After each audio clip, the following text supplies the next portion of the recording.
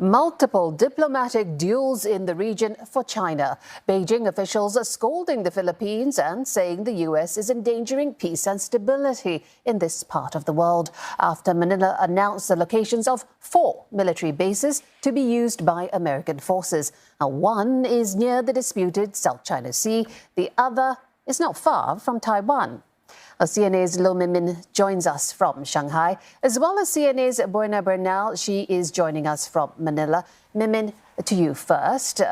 Elaborate for us on China's response and the potential impact on already escalating tensions in the South China Sea.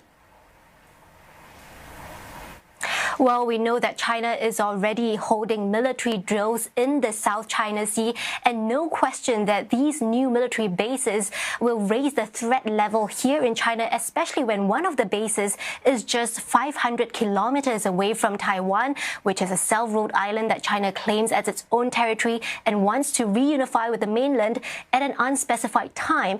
And tensions are particularly heightened now that the Taiwanese President Tsai Ing-wen is on a visit to U.S. And these bases, they have the potential of choking off Chinese naval access to get out of its home waters into the open Pacific. One of the bases is also sitting on top of important sea lines of communications in the South China Sea, where China has competing territorial disputes with not just the Philippines, but also Malaysia, Brunei, and Vietnam. And so China could possibly speed up its own military buildup in the South China Sea, but it clearly lays much of the blame on the U.S.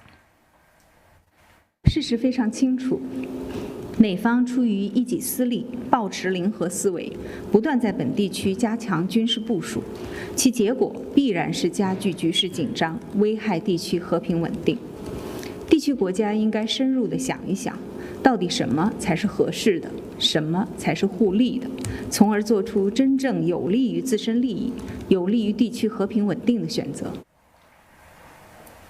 Thank you, Min. CNA's Lo Min there in Shanghai. Let's get live now to CNA's Buena Bernal. She's in Manila for us. Buena, how is the Philippines trying to balance relations between both Washington and Beijing? In terms of the Philippine economy, both the United States and China are top trading partners with the Philippines. And while the sites for what is called the Enhanced Defense Cooperation Agreement, or EDCA, that allows the United States to access, construct, and operate facilities within Philippine military bases and facilities under Philippine ownership, but for the joint use of both countries, were expanded from 5 to 9, given the additional 4, the Philippines is also set to resume preparatory talks with China this month of May for the terms of reference of a possible joint oil and gas exploration. However, in terms of linkages between the countries' military establishments, there's just no comparing the length and quality of partnership that the United States has with the Philippines. And not just in comparison with China, but any other country at that. The United States remains to be the Philippines' sole military treaty ally. They have a 1951 Mutual Defense Treaty, a visiting forces agreement that allows U.S. soldiers on Philippine soil on a rotational basis, a yearly joint military exercises called Balikatan, or shoulder to shoulder, which is set to open this month of April for the year 2023. And American and Filipino soldiers have fought alongside each other in World War II, Korean War, Vietnam War. And there is such a thing as institutional inertia, as experts call it, meaning the layers of partnership within institution would allow top-level ties to continue.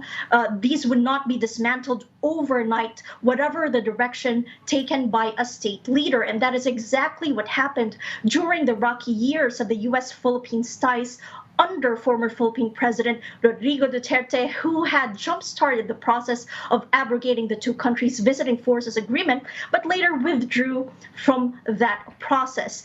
And the latest indication of that institutional inertia is precisely the expansion of EDCA sites to include one in an island under the jurisdiction of Palawan province, close to the disputed Spratly Islands in the South China Sea, and another 3 in northern Philippines, not exactly facing Taiwan, but closer to Taiwan compared to the 5 existing EDCA sites.